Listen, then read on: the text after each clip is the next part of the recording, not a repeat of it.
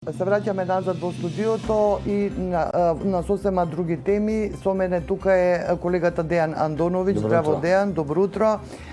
Ги следиш секојдневно, се разбира, сето она што е најактуелно во светската политика. Овој пат ќе зборуваме, ми се чини поинтересно е да зборуваме за таа регионална политика, се разбира, со вмешаност секогаш на големите сили. Докаде е диалогот? Диалогот беше блокиран помеѓу Приштина и Белград. Па докаде е тој диалог, што се случува, дали ќе се одблокираат преговорите помеѓу Белград и Приштина? Во контекст и во духот на почетокот на решавањето на замрзнатите конфликти во светот, еден од тие замрзнати конфликти и Косово, како што и самата кажа, диалогот меѓу Белград и Приштина е повеќе месеци, да кажеме година дена веќе закочен поради оние одлуки на Приштина, односно на владата на Рамош Харадинај, која воведе 100% такси на српските производи на Косово и во Босна, мислам и во Босна се забранети, што направи големи проблеми и големи финансиски негативни импликации врз Белград. Белград тогаш нели го прекина диалогот и условува дека ќе се врати на преговарачка маса доколку бидат укинати тие такси. Од друга страна, Приштина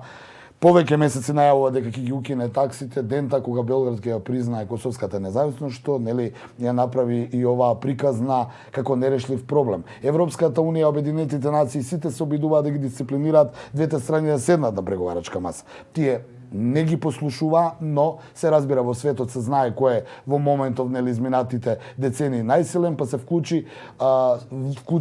Соединетите Американски држави. Она што е ново и последно е дека со новата влада во Приштина, премиерот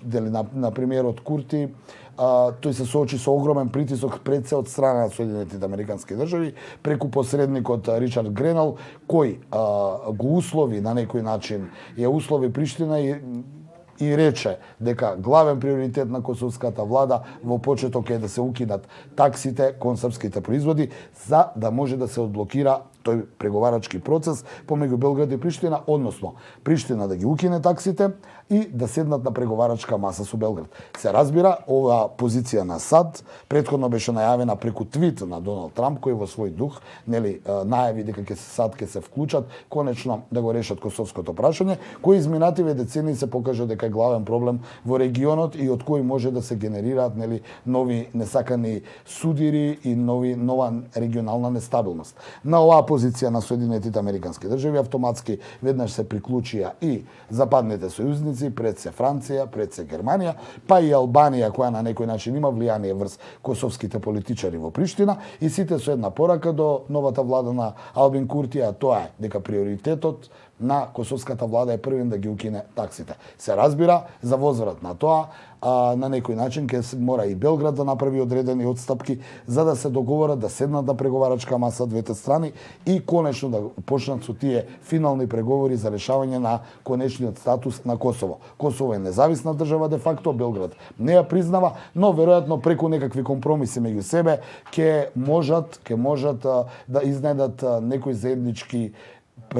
заедничка идеја, некој заеднички договор за во иднина, нели, да може овој регион да влезе во едни мирни води. Како на некој начин условот за Соединетите Американски држави, па и Европската унија кон владата во Приштина и до Албин Курти е дека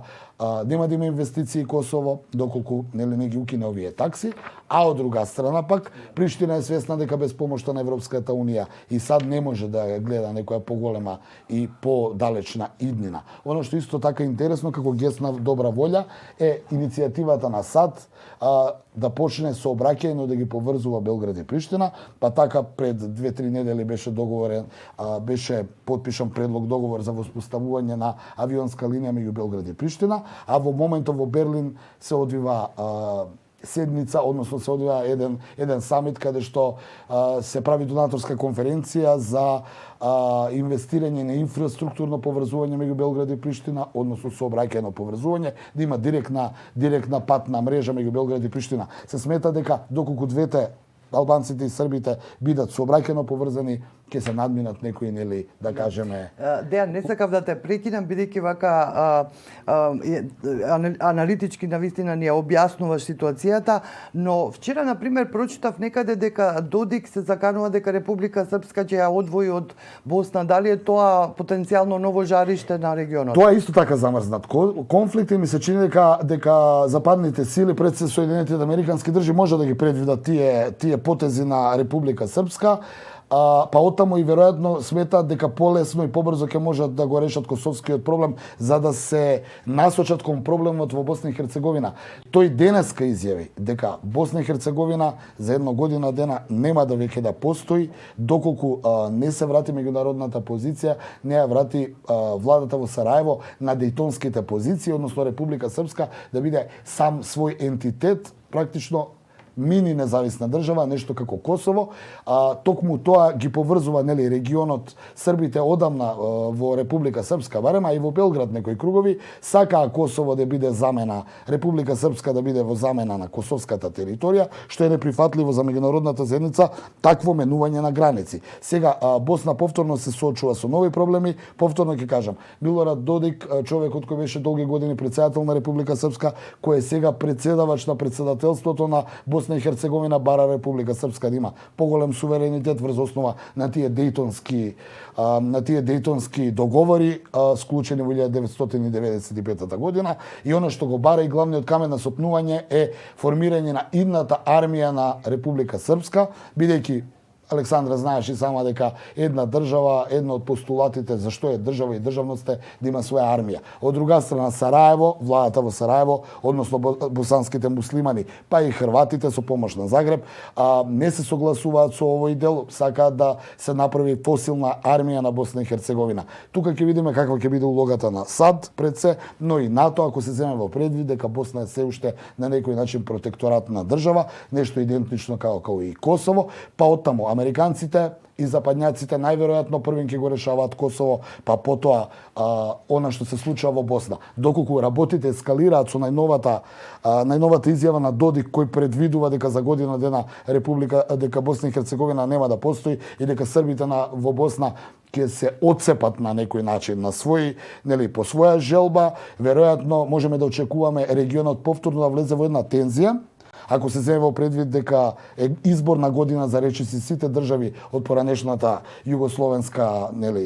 федерација, но и можно е доколку ескалираат состојбите Косово и Босна и Херцеговина да се решаваат во еден пакет. Што ќе биде пак фокус на големите сили? Фокус на големите сили, но и ја ќе потсетам предизборна година на Балканот, но и на администрацијата на Доналд Трамп, кој покажа дека во предизборната кампања е подготвен на се, барем според најавите, па ќе видиме што ќе биде конкретно и дали можеби повторно ќе изиграат улога големите сили, но и оние главни сили, тоа е пред се Белград кон србите во Босна, Загреб кон хрватите во Босна и се разбира, нели, на некој начин Турција која има повторно некоја регионална улога и има големо влијание врз актуелните босански муслимани и председателот Бакир Изетбеговиќ. Дејан, ти благодарам за оваа денешна твоја анализа, навистина интересно ми беше.